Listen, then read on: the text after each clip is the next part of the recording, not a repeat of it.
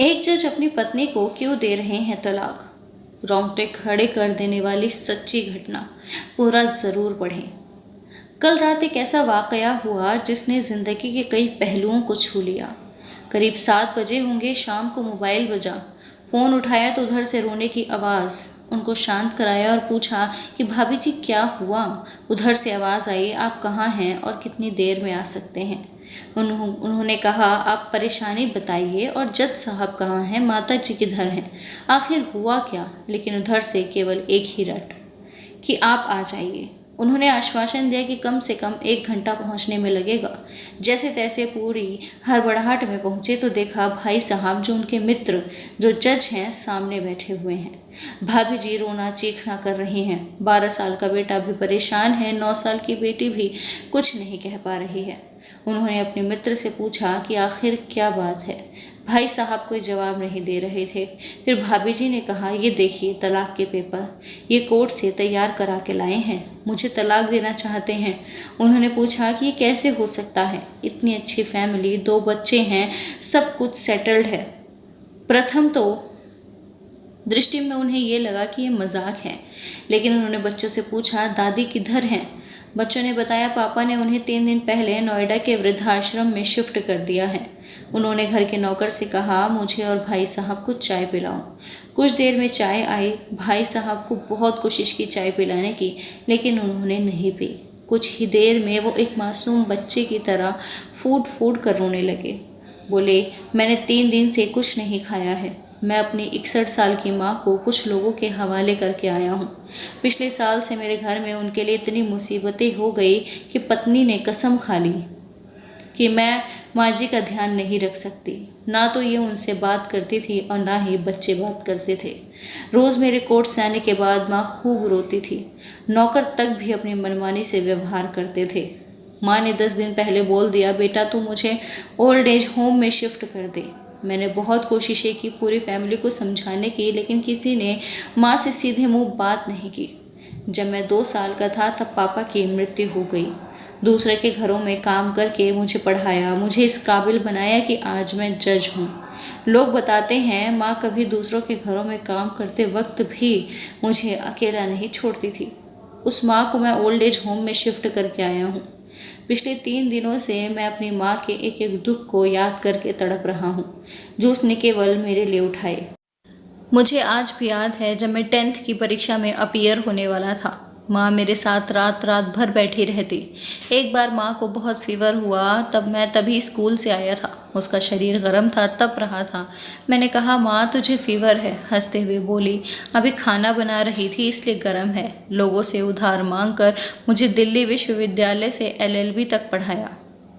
मुझे ट्यूशन तक पढ़ाने नहीं देती थी कि कहीं मेरा टाइम ख़राब ना हो जाए। कहते कहते रोने लगे और बोले, जब ऐसी माँ के हम नहीं हो सके तो हम अपनी बीवी और बच्चों के क्या होंगे? हम जिनके शरीर के टुकड़े हैं, आज हम उनको ऐसे लोगों के हवाले कराए जो उनकी आदत, उनकी बीमारी, उनके बारे में कुछ भी नहीं जानते। जब मैं ऐसी माँ के लिए कुछ नहीं कर सकता तो मैं किसी और के लिए भला क्या कर सकता हूँ? आज़ादी अगर इतनी प्यारी है और माँ इतनी बोझ लग रही है तो मैं पूरी आज़ादी देना चाहता हूँ। जब मैं बिना बाप के पल गया तो ये बच्चे भी पल जाएंगे। इसलिए मैं तलाक देना चाहता हूँ। सारी प्रॉपर्टी इन लोगों के हवाले करके उस ओल्ड एज होम में रहूँगा। कम से कम मैं माँ के साथ रह तो सकता हूँ। और अगर इतना सब कुछ करके माँ आश्रम में रहने के लिए मजबूर है तो एक दिन मुझे भी आखिर जाना ही पड़ेगा। माँ के साथ रहते रहते आदत भी हो जाएगी। माँ की तरफ तकलीफ़ तो नहीं होगी। जितना बोलते उससे भी ज़्यादा रो रहे थे। बातें करते करते रात के 12:30 हो गए। उनके मित्र ने भाभी जी के चेहरे को देखा। उनके भाव भी प्रायश्चित और ग्लानि से भरे हुए थे। उन्होंने ड्राइवर से कहा, अभी हम लोग नोएडा जाएंगे। भाभी जी, बच्चे, जज साहब और उनके मित्र नोएडा पहुँचे। बहुत ज़्यादा रिक्वेस्ट करने पर गेट खुला। भाई साहब ने उस गेट कीपर के पैर पकड़ लिए। बोले, मेरी माँ है, मैं उसको लेने आया हूँ। चौकीदार ने कहा, क्या करते हो साहब? भाई साहब ने कहा, मैं जज हूँ। उस चौकीदार ने कहा, जहाँ सारे सबूत सामने हैं तब तो आप अपनी माँ के साथ न्याय नहीं कर पाए। औरों के साथ क्या न्याय करते होंगे साहब? इतना कहकर चौकीदार लोगों को वहीं रोककर अंदर चला गया। अंदर से एक महिला आई जो वार्डन थी। उसने बड़े कातर शब्दों में कहा, 2 बजे रात को आप लोग लेके जाके कहीं मार दें तो मैं ईश्वर को क्या जवाब दूंगी। उनके मित्र ने सिस्टर से कहा, आप विश्वास करिए, ये लोग बड़े पश्चाताप में जी रहे हैं। अंत में किसी तरह उनके कमरे में ले गई। कमरे में जो दृश्य था उसको शब्दों में नहीं कहा जा सकता। केवल एक फ़ोटो जिसमें पूरी फैमिली है और वो भी माँ जी के बगल में, जैसे किसी बच्चे को सुला रखा है। जज साहब के मित्र को देखी तो उनको लगा कि बात ना खुल जाए, लेकिन जब उन्होंने कहा हम आपको लेने आए हैं तो पूरी फैमिली एक दूसरे को पकड़कर रोने लगी। आसपास के कमरों में जो भी बुजुर्ग थे सब लोग जागकर बाहर तक ही आ गए। उनकी भी आंखें नम थी। कुछ समय के बाद चलने की तैयारी हुई। पूरे आश्रम के लोग बाहर तक आए। किसी तरह सभी लोग आश्रम के लोगों को छोड़ पाए। सब लोग इस आशा से देख रहे थे कि शायद उनको भी कोई लेने आए। रास्ते भर बच्चे और भाभी जी तो शांत रहे, लेकिन भाई साहब और माता जी एक दूसरे की भावनाओं को अपने पुराने रिश्ते पर बिठा रहे थे। घर आते आते करीब 3:45 हो गया। भाभी जी अपनी खुशी की चाबी कहाँ है ये समझ गई थी।